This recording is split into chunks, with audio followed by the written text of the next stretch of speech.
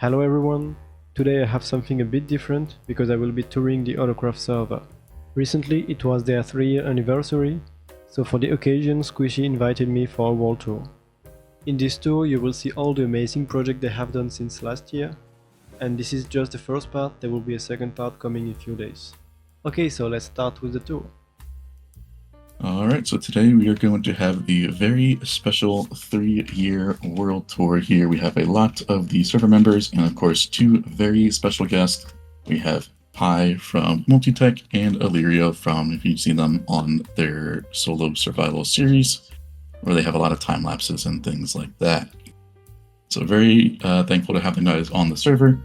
That way we can show them some of the cooler projects in person rather than just on a YouTube video.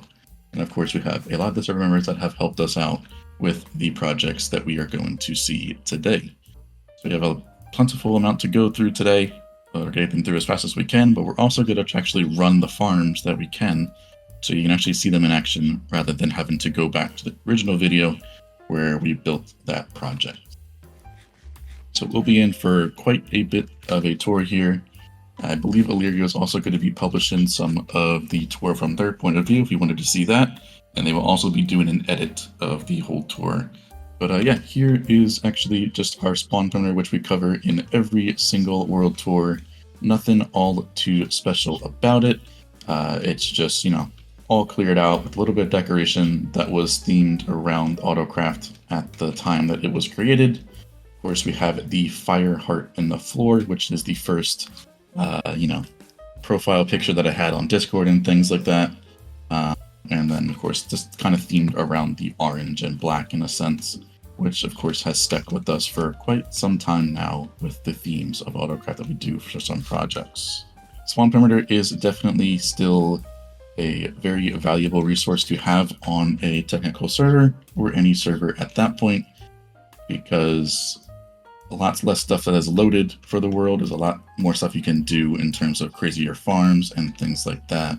So it doesn't really look like it has a purpose, but it definitely is the backbone of the server and why we're able to do so many other crazy and cool projects on here.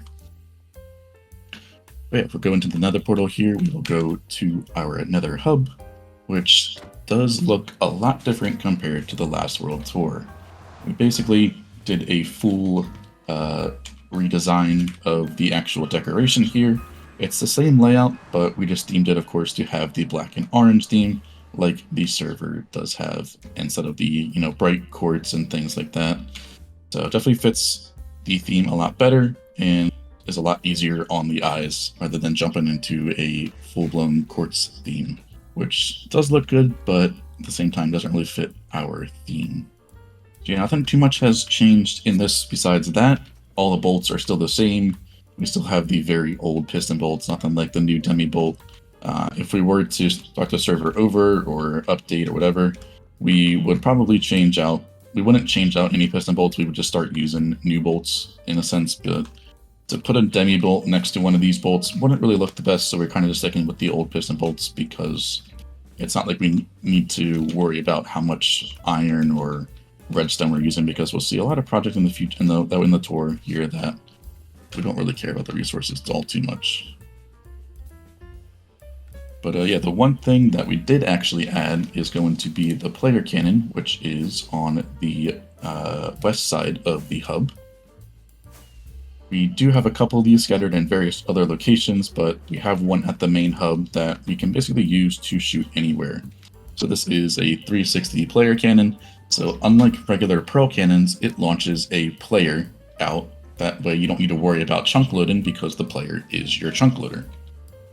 This one was designed by Yun, and they've actually been in the Twitch streams where I have actually built multiple of these there.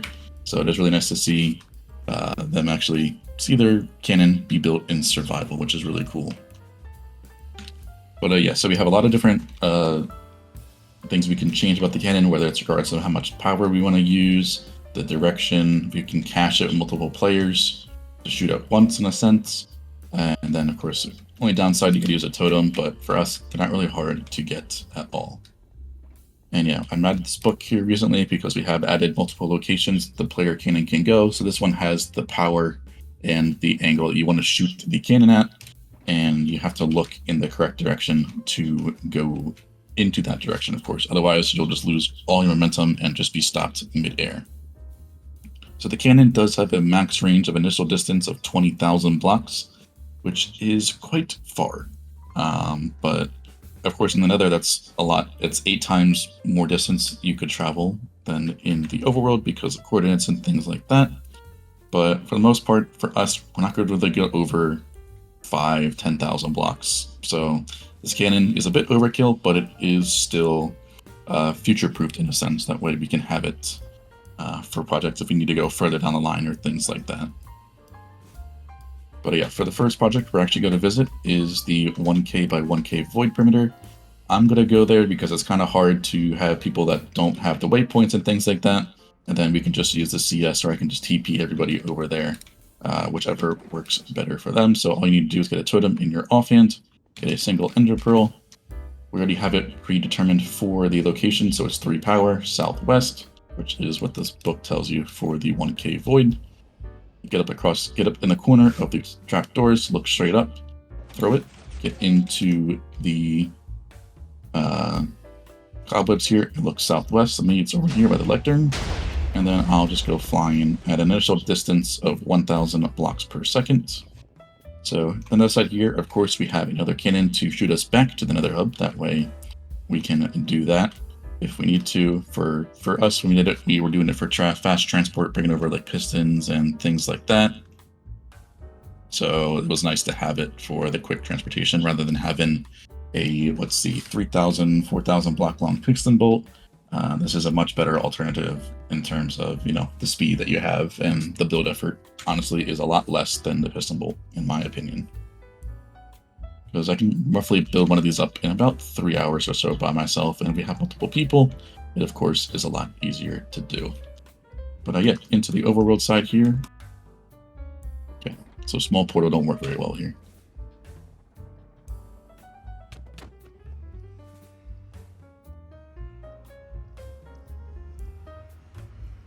Alright, so this right here is our 1,000 by 1,000 void perimeter. Now this is something that is kind of hard to get the sense of scale here, but this right here is 1,000 by 1,000 blocks on my minimap. And if we compare it to a 272, which is our gas overworld perimeter, not too far away from here, that right there is a regular 272 perimeter for scale. So yeah, it's about 16 times the volume of that 272 perimeter, which is just crazy to think about.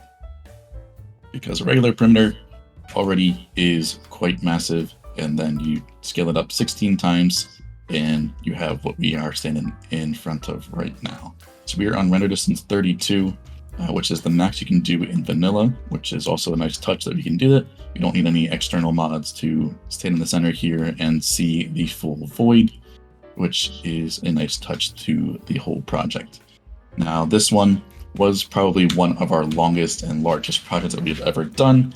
But perimeter itself wasn't all too bad. It took about 6 days with Rubik and I working on the actual part there to build the world eater and trenches and things like that. So not too bad.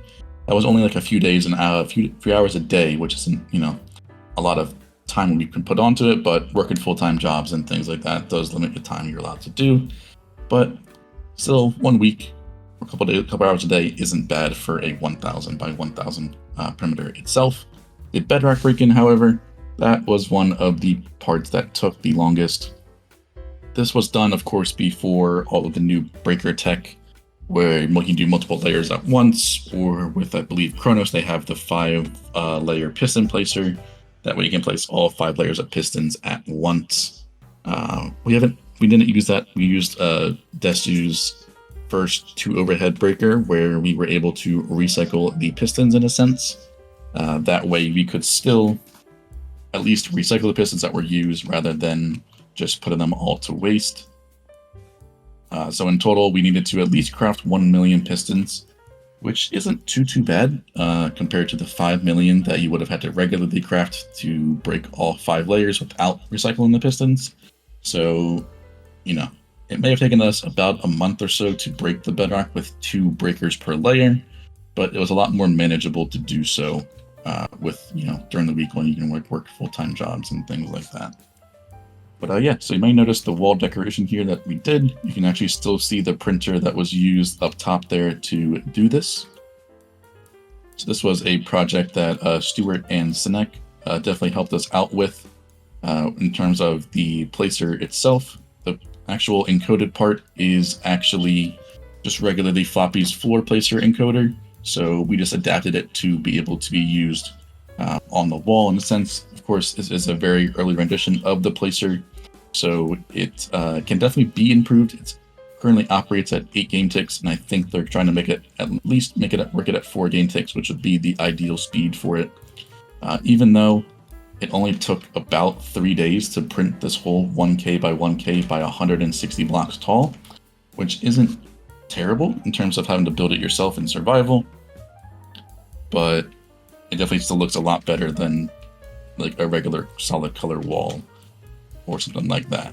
But yeah, to get a sense of scale here, I'm going to try to fly to one of the corners just so you can see just how long it takes to fly just the 500 blocks that it is to one of the corners here, because it is hard to get a sense of scale without actually being in the game here compared to everything else.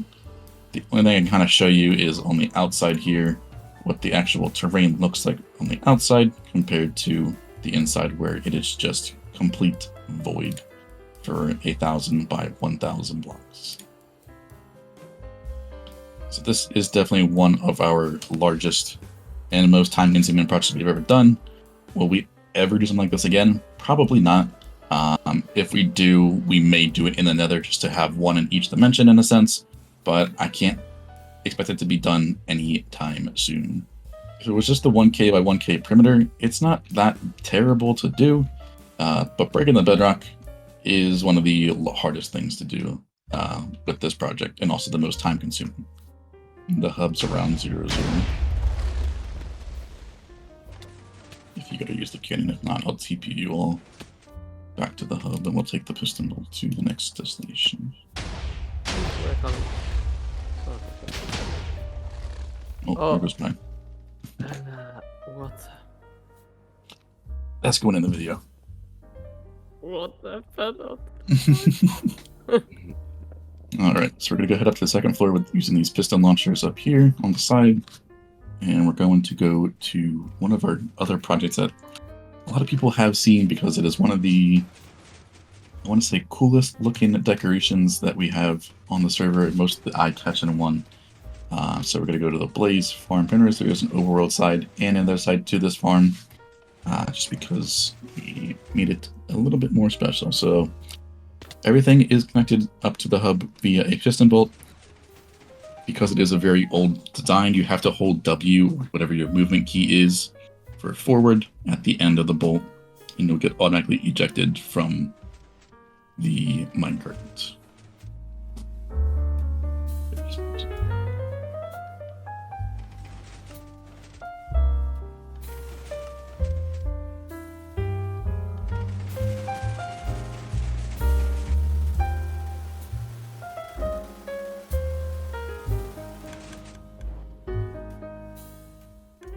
This one you just jump down and you're right into here.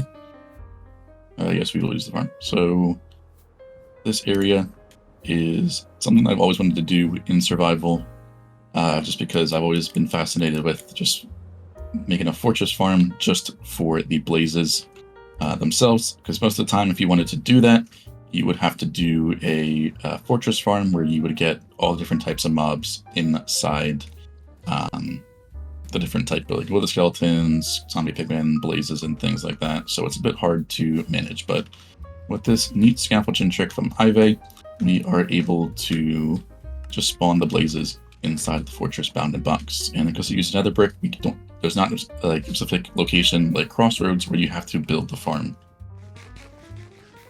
And with the black nether brick texture from Vanilla Tweaks and the yellow carpet and stuff like that, it looks really, really well with this whole theme that we got going on here. And of course, if you haven't seen it already, we have the Blaze floor art on here that I got custom designed for us. which is a really nice thing to have to theme the perimeter around that mob. And even on the map, even with the farm there, you can still get the view of the blaze, which is a really cool touch on it. And the walls here, nothing all too special. It's just what I call it the fire fade, because we have like the up and down motion like the regular fire flames do.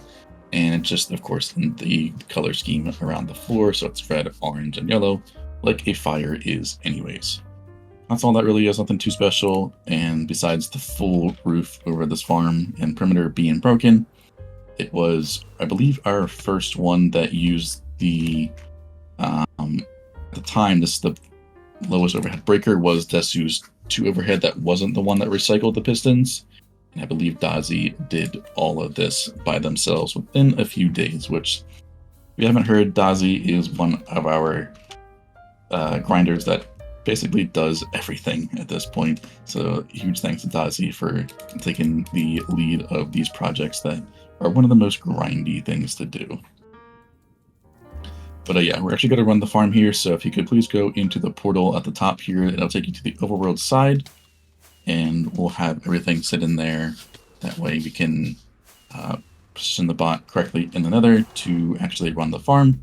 But of course, in the overworld side, we also have something very similar for the walls. It's just different colors and where they were moved. So we have the black and yellow, which is the main colors for the blaze, and I think does work really well. And then we have one of the castles that I actually designed myself. We just retextured it to fit the blaze theme, which houses the processing and storage area, which is in the center of the castle here.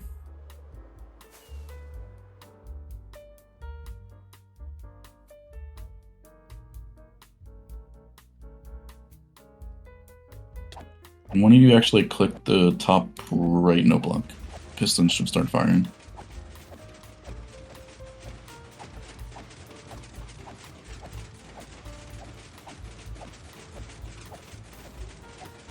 Okay, so stuff should be going through now.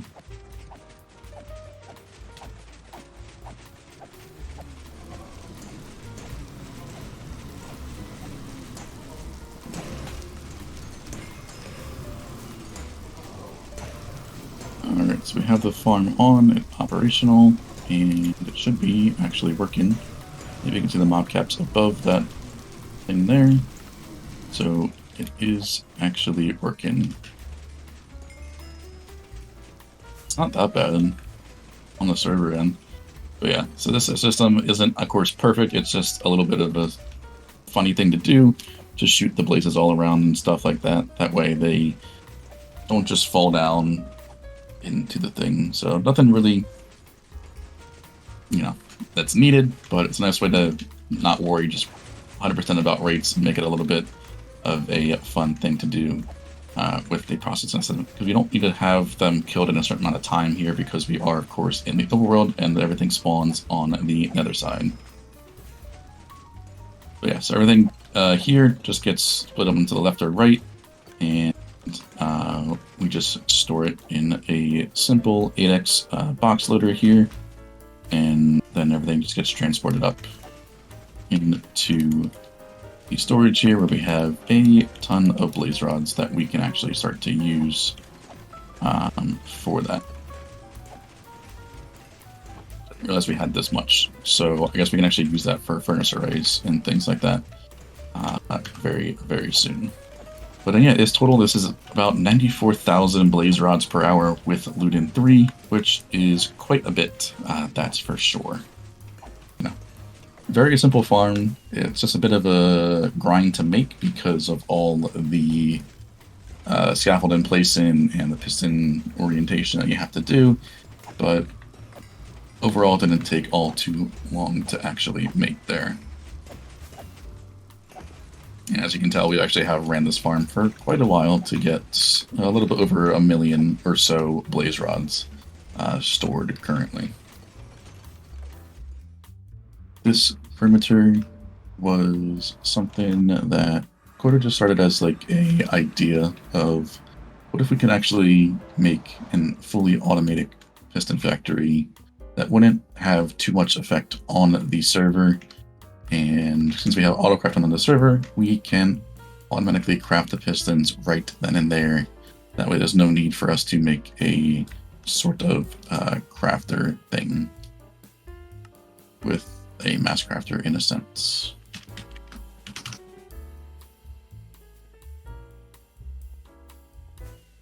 So with this area here, we have all the necessary farms to automatically farm the materials to craft the piston recipe.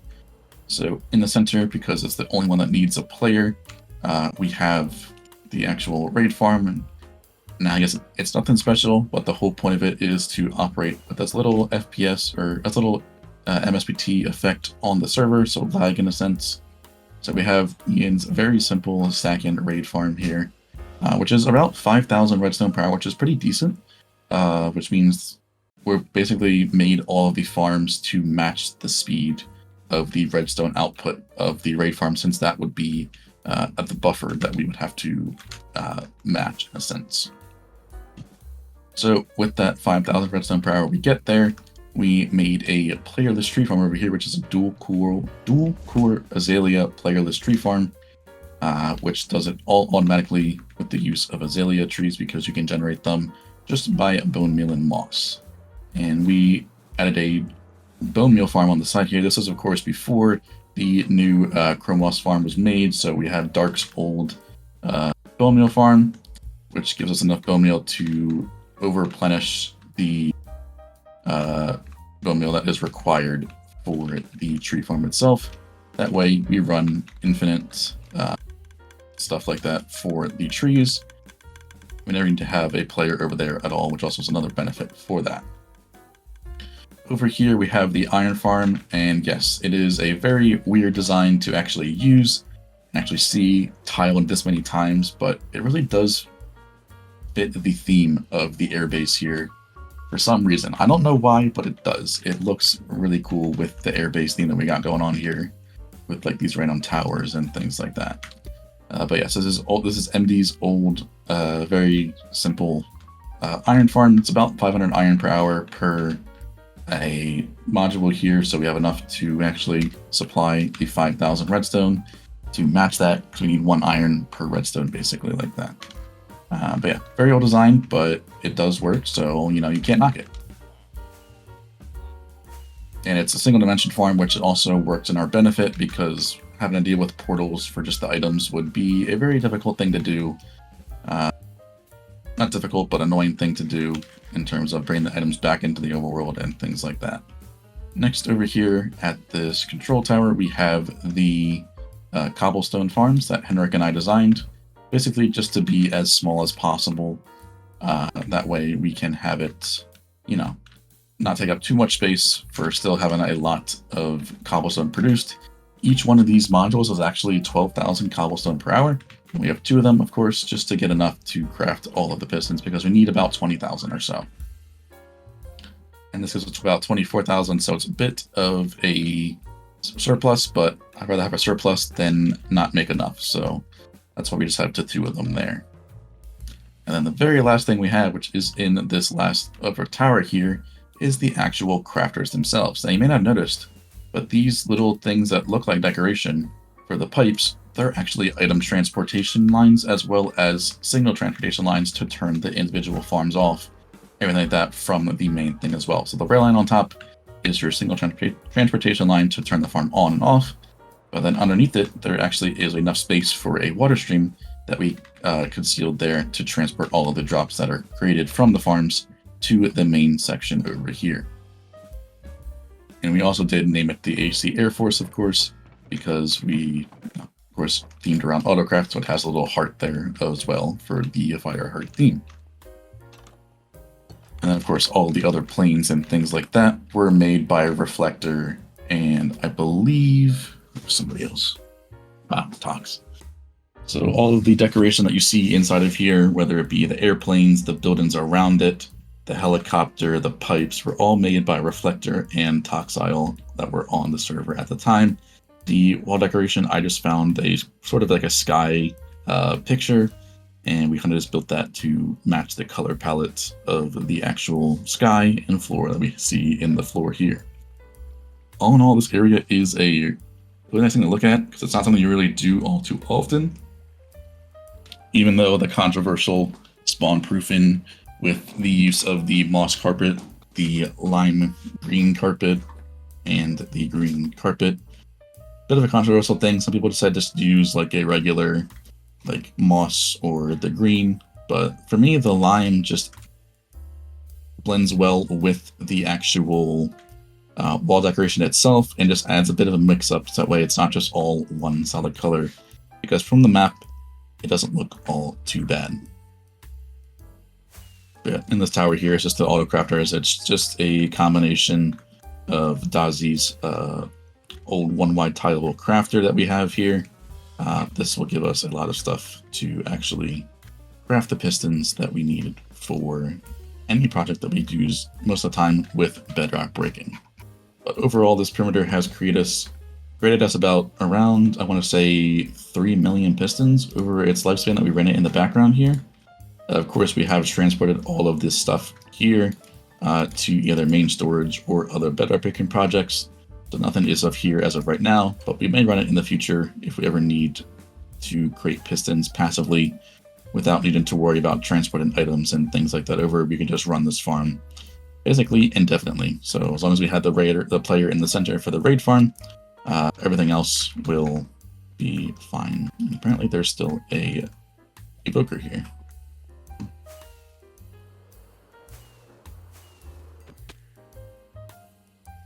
We'll go to double guardian. We're only going to run it at half speed because at full speed, if this many people online, it wouldn't go very well. So just like all of the other piston bolts here, I forgot to mention this earlier, but there are banners in the actual color scheme of the bolts, like the blocks chosen, are sort of help to signify what leads to where. Because, you know, sometimes it can be hard to tell, but I think the banners do a pretty good job of explaining where it goes where, along with the colors that were used in the bolt for the decoration purposes. Now, yes, we do know this decoration is extremely simple in terms of compared to some other servers you may have seen, but repeating it over thousands of blocks is, of course, really easy to do, and I don't want to spend multiple days decorating a piston bolt just to have it look a little bit better than what it does right now. It is functional. It has a little bit of theming around the bolt, so it's not overkill in terms of how long it takes to actually complete one of these piston bolts. This one here is our double guardian farm perimeter. We actually have two farms here, two guardian farms within the same despawn sphere of one player. So with one player, we can actually run it at full speed, but for the tour purposes, we're only going to run it at half speed. That way, hopefully, not everybody disconnects from the server. So if you want to just sit down here in the nether side here and watch the funnel of guardians that you'll see from either side, doesn't really matter. We can go turn the farm on, and hopefully not everybody disconnects with it running. Should be relatively instant once the switch turns off. So be prepared. Here we go. So it's only half the farm, so it's actually better to see on the other side, just because of port linking purposes. But yeah, so this is the farm running at half speed, and we're just hitting 50 ms with all the players online. Kind of as expected, just because of all the stuff the server needs to do with the packets to each player. So just imagine this double the speed. We can have just a little bit over 2 million guardian drops per hour without any looting whatsoever. So the staircase design that we have for the farm in the overworld is something that is really ridiculously overpowered in terms of the stuff you can get out of the farm, which is kind of crazy. It seems to be okay. We're actually stabilizing under 50 ms, which is really good. So I won't run it for too long. That way, hopefully not everybody disconnects from the server that is, of course, across seas and things like that. But quickly, I'll go over the actual collection down here. So we have a mega hopper down here that funnels all the drops into a 1x1 area. So yes, of course, it is a long lifetime for the items, but even with it running at full speed, we're able to actually have it all work fine and everything like that. So everything is then transported across here. So we first are actually, since we have autocrafting on the server, we said why not actually make everything that way we can actually craft all the blocks automatically from the output of the farm. Because we're not really going to need prismarine shards or prismarine crystals by themselves, we figured might as well craft them all right here. So the first thing we do is, because we use them a lot more, is we take a lot of the shards out for the actual prismarine bricks themselves, because it's the simplest recipe to do, but it also takes the most amount of blocks to actually craft. So we have a lot of those all around here to craft those, and then it goes get loaded in the shulker boxes down there, and that gets looped around because you can loop it around really easily because it doesn't go interfere with each other like that. Then we take it down over to the right here, where it then is crafted into that 2x2 prismarine, which is a bit of a different recipe to actually craft because you need a dummy item. If you haven't heard of autocrafting before, we use the autocrafting table function, which is a carpet mod add-on. And what this one does is you have to input the items from top left to bottom right in sequential order. There's no skip in it. You have to use a dummy item to sort of get around that in a sense. So it's a bit of an annoying recipe to craft, but thanks to Command Leo, we were able to get a 1x tileable one that we can use for this here. And it is almost the fastest possible input for a 1x tileable situation, so it's extremely fast there. And usually at full speed, of course, everything would be running here, so this isn't overkill to have this many extra crafters. Running at half speed, we're only actually using, you can see here, a little bit around half the crafters at all the times. Which means, unfortunately, because we're only running at half speed, that means the back crafters won't get all too much that they actually need. But, so yeah, then it goes all the way over here to the actual sea lantern crafter. It seems the timings have gotten messed up. So yeah, normally there's a honey block where the slime block is, and the slime block is over this one. But it seems that got into the wrong state, it looks like, but it's okay. But yeah, so that goes across here, which will then go to the dark prismarine crafter, or not dark prismarine, the sea lantern crafter, because we actually use quite a bit of those. So that would get crafted there. And the sea lantern recipe is definitely a more annoying recipe to craft, just because of how it is for that. So with this, we wanted to make sure that the crafters wouldn't break for running out of items, because we don't want that to happen, because it is very hard to fix them if they do. So every single crafter has an AND gate for each material besides the prismarine bricks, because it is a very simple thing to do. So anytime you see those redstone blocks and sticky pistons and redstone wires, it's mainly to have the AND gate, that way the crafters don't have a chance of actually breaking there.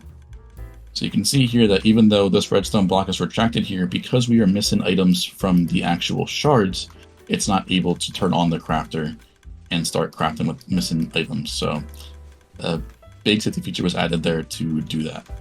And then if anything else gets through there, we used to have some loaders here to actually store fish, but we never actually wanted to actually store them.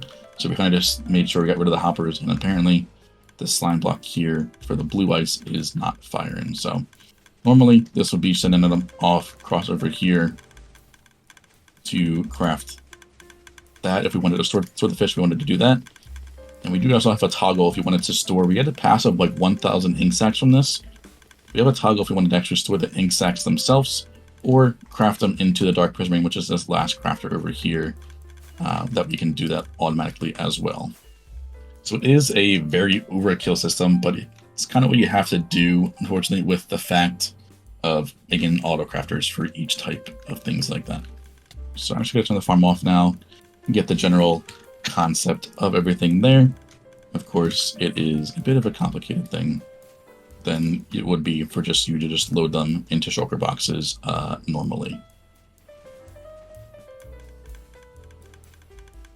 There is a little bit more functionality to that system there, where we have the actual lamp indicators for the crafters. That way we can actually very easily see if the stuff is working correctly for the crafters.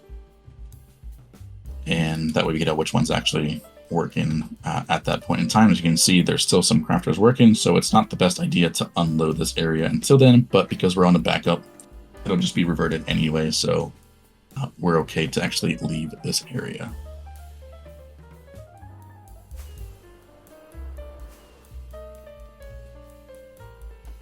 One last thing is that the items get transported up to here once they are filled in shulker boxes normally.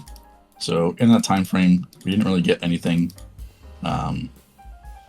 that's important because things like that. But there is a lamp indicator if we were to run this farm for a while, which we might actually do in the near future, because we are running out of the blocks that we have stored. So it might make sense to run this for a little bit just to stockpile on some of them. And there's apparently a guardian that somehow managed to survive. Even though this fall is about like 40 blocks, they somehow figured out a way to survive, which they shouldn't. Yeah, definitely is built different. And here's the toggle if you wanted to switch between insects or the prismarine. But yeah, that's basically it for this area. We're going to go to the next one, which is the completed magma farm perimeter. So this is the nether side of our magma cube farm. This is a project that was started a while ago, but was only recently finished because of the fact that we couldn't actually run the original farm that we had here because the server would jump to around about 100 ms in about a couple seconds. So we had to decrease the size of the farm to a single chunk, which is a bit overkill for the perimeter that we made here, but of course that's what we had to do to make everything work properly here. And but yeah, for some reason, magma cubes in 1.17 are extremely laggy, so we have to decrease the size down to one chunk. You could technically make this faster if, for whatever reason, the magma cube going through portal isn't as laggy as it is anymore, but I highly doubt Mojang will fix that, so good luck with that. So this is the fastest survival farm if we added like TNT looting. In a sense, if we did that, we could make it a lot faster. It currently produces around 50,000 magma cream per hour with just this small farm. Some other farms that you've seen at the speed either have a bunch of portals on top of another roof, but this is just one chunk and one layer of the update suppressed portals in the checkerboard pattern. We did the checkerboard pattern just because it allows us to capture all of these small magma cubes. That way it's able to, same concept that you do like a slime farm. But for us, this one worked the best in terms of getting all of the magma cubes in the portal. Some of them, of course, do get out, but they will despawn eventually. So we could actually break this glass that we have here on the outside to let them just fall into the void, or because they're magma cubes, you can't have them die on magma blocks. You can use like wither roses or things like that. So for our use case, we're never going to be near that 70 mob cap with one chunk, so there's not really a need for us to actually do anything else special with it. But yeah, this magma cube, if you actually fly up and we're looking at the map point of view, this is one of the actual first arts that I ever found, and it was actually on Twitter.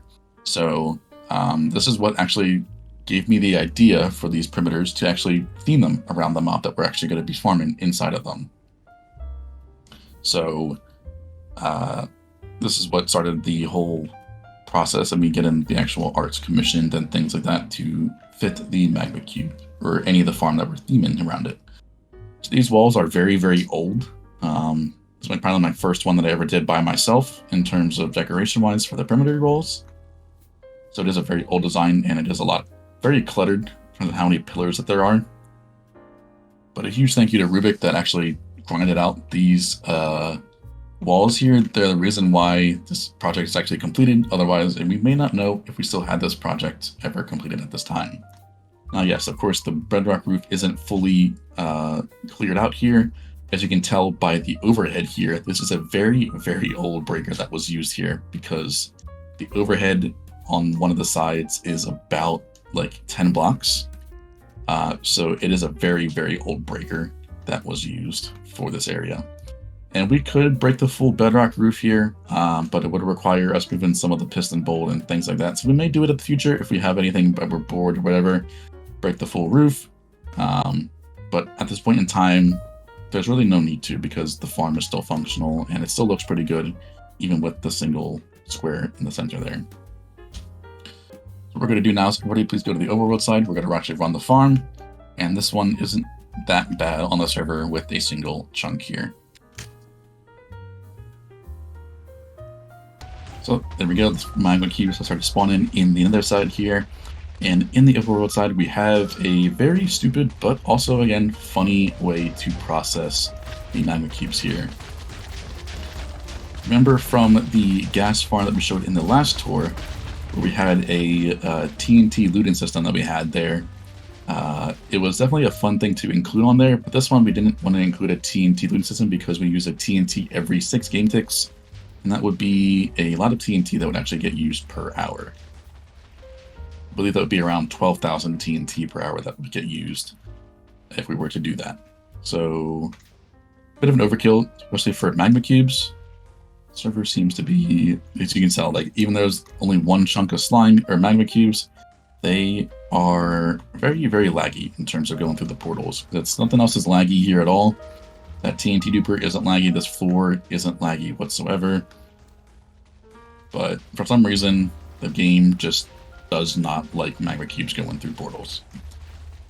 And yeah, we have the same concept here with the actual overworld perimeter, and the fact that we have the castle in the center themed around the magma cubes, which I have the magma blocks, basalt, and things like that that fit that theme of the magma. As you can tell, people are disconnected from the server just because of the connection, unfortunately, with it being overseas and stuff like that, which is nothing. It's all based off the farm here, and I don't understand because it's just the magma cubes that are going through the portal. So it's a very, very weird thing, but that's Minecraft for you. So yeah, just a shifting floor here. The TNT gets down excelled just for the fun of it. That way it looks a little bit better with the actual farm. It just looks a little bit cooler to have the TNT down excelled compared to rather than just having the TNT flow in water, for example, and go down. Yeah, then it's landed on the no, someone's in the overworld, so it's despawning.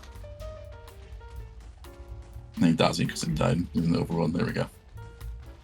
Yeah, this can run without a player in the overworld just for insurance purposes. So nothing gets broken. We have a player just to load this in case, because everything's all within a 3x3 chunk area around the portals. So, you know, nothing really is needed on the overworld side for you to actually run the farm. So it can be run with a single player. But yeah, all the magma cube gets done sent down here with the shifted floor, which is using end rods and staircases to shuffle them back and forth and down. And that just gets loaded into shorter boxes here. Like I said, it's about 50,000 magma cream per hour without any looting. So if we were to add TNT looting to this, we would probably get around, I want to say, 70,000, roughly, maybe a little bit more. But yeah, so we use the powdered snow here to actually stop the magma cubes from jumping. If you didn't know that, magma cubes cannot jump very high in powdered snow. So we use this to actually stop them from jumping out, which they can either go back into the portal for the big ones or dodge the explosion entirely, which we do not want.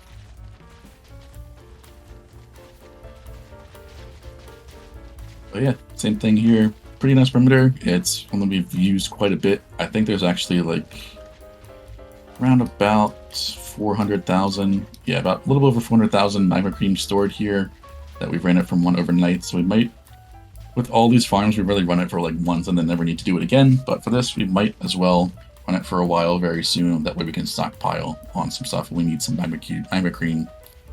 When we actually need some magma blocks for decoration purposes. Yeah, this is our next project here that we completed. This was originally supposed to be for the AutoCraft Patreon, hence the AutoCraft and the little P there. You can see right underneath that text, there's a little bit of an orange P that goes all the way around in the decoration there. This was supposed to be for the Patreon where we would have anybody that was a Patreon for the server, they would have their own custom area, like statue-wise, you can call it, just in the middle of the pillars or things like that.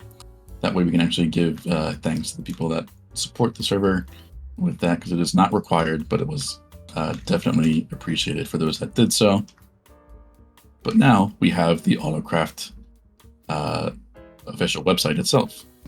We have the AutoCraft server, which gives you access to basically any decoration that you wanted. You can purchase it on there for definitely a lot cheaper than it would be for the Patreon in a sense. So that's by no means required at all, but it definitely does help out the server and stuff like that. It gets you access to any of the decorations that you wanted to see. You can actually get the schematic for that yourself if you wanted to do so. So yeah, this area, we really don't have any idea what to actually do with, but if you have any ideas, definitely leave them down in the comments down below. We are definitely open to ideas to what to actually put in here, whether it's a special thing on the website itself that you can purchase, or if you do something with the Twitch channel. Because if you don't want to pay for anything, I definitely understand it. There is a way to actually get these decorations for free just by watching the Twitch channel that I have linked down below for myself. That way you can get this you can get any decoration you want for free just by watching the streams, which is definitely also greatly appreciated. But yeah, so if you have any ideas, definitely put them down in the comments down below, and we'll definitely take a look into it, see what we can actually do, and give this perimeter some sort of use in a sense, rather than just being a perimeter dedicated to AutoCraft here. And this area was basically all done by Rubik in a sense, in terms of decoration, so big thank you again to them.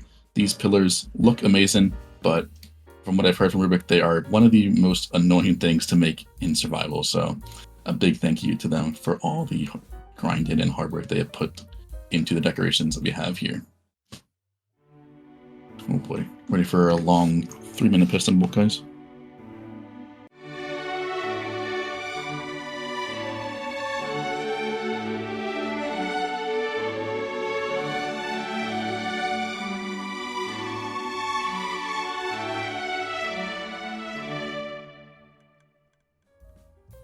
So here we have arrived over the 3,000-ish block long piston bolt to our Geode farm area. And yeah, this one is definitely one of the cooler ones to look at. Not only is the terms of the shape that the area was dug out in, but also the area as well. So we actually have 10 geodes, which isn't a lot, but it is still quite a bit in terms of the amount of button amethyst that we have for each geode here. So yeah, so apparently it's only 470 button amethyst, which is still a lot. I mean, we've obviously just by stuff in here, we actually ran this farm for quite a while. And we had, at the time, we had over 200,000 shards that were created in about, I want to say, a weekend. So yes, they are pretty slow farms, but for our purposes, we're not going to use that much tinted glass or, you know, amethyst blocks themselves in a sense. So it's still a really cool project to actually have, so it is a very interesting thing to do. And you may notice the farms are actually a little bit different than you may have seen some other previous farms, because I actually designed the, or actually redesigned the redstone here for the actual flying machines compared to the ones you've seen with before. They have scaffolding and redstone lines going up and down. I wanted to make it a little bit cleaner and also blend in with the decoration, so I used the wall stone here. That way we can instantly transport signals downwards from the top section here, that we don't have any redstone lines going down and over. So for me, this area looks a little bit cleaner doing that, and the redstone is also a little bit of an easier way to wire in that fact as well. And of course, we also have the slime stuff going to the clocks for each individual farm. Now, we probably could have gotten away with doing a single clock in the center, but all in all, it's perfectly fine as well. So within this UI that I created here, we actually have some progress bars. So the top progress bar is actually the total time that it has been sitting here in like idle in a sense. So 167 minutes is the actual time, I believe, for the you know, the best time to actually harvest a geode in terms of getting the best thing. So it's a little bit under 3 hours. And I made this little bit of an area here for like a progress bar for the top section there. So it'll slowly go across all the way over it. Once it reaches the end, it'll then reset back down to 0. Illyria also did make a actual clock that displays the, you know, time in seconds and minutes. if you wanted to, or hours, seconds, and minutes if you wanted to do that. It'll have a lamp display as well. So if you are in Illyria's Discord, make sure you join that down below. There is a link in there for their public archive. That way they have an actual display, like a number display, if you wanted to use that instead of a progress bar. Obviously, it'll be a bit more different to build compared to this, because this one is just pretty straightforward. But if you wanted to have like an actual clock running, you can also do that as well. So yeah, I'm going to turn the farm on because we actually have it very close. So this farm machine that goes down to send the signal to start the farms, everything should harvest because it is near that time frame where everything is at its maximum in terms of average time it's going to be for the harvest there. And then so what I also did with the farms here is that you can see that not everything is surrounded like completely in movable blocks. I did that because we wanted to have it look a little bit better. You can actually see into the farms rather than just a full encase of obsidian or moss or barrels that people have used before. If you haven't seen a Geode farm before that uses find machines, it launches the top find machines first, and it works its way to one of the sides. I think it would be this one over here. It'll launch next for this middle find machine here. It'll go across, harvesting all of the ones. So something very important about these button amethysts is that they don't stick to slime blocks and things like that, but they cannot be moved or otherwise they'll be broken completely. So getting the correct orientation around this it is a bit annoying, but with the help of the Geode mod, it makes it a lot easier to actually do this. Especially in our case where we have over 10 geodes that we want to harvest like that. So yeah, these go all the way across, and then everything gets funneled into the center here, where it is then funneled into the storage, which is right above us here. And that gets you guys loaded into shulker boxes there. So all of them should have been... Oh, I didn't change the clocks for all of them, so they are a little bit... So only the center one that I modified launched. So otherwise they would all launch at the same given point in time. So you use the same counter here for the actual progress bar, but for the purpose of the world tour, I only modified the one, it looks like, so it'll have to, I didn't go to all of them, but just imagine they all harvest at the same time, and then everything gets funneled into here to get shulker box loaded with these here. So that's what that area does there, and you would then get your output right on the side here, which we have, of course, run it for quite some bit of time here.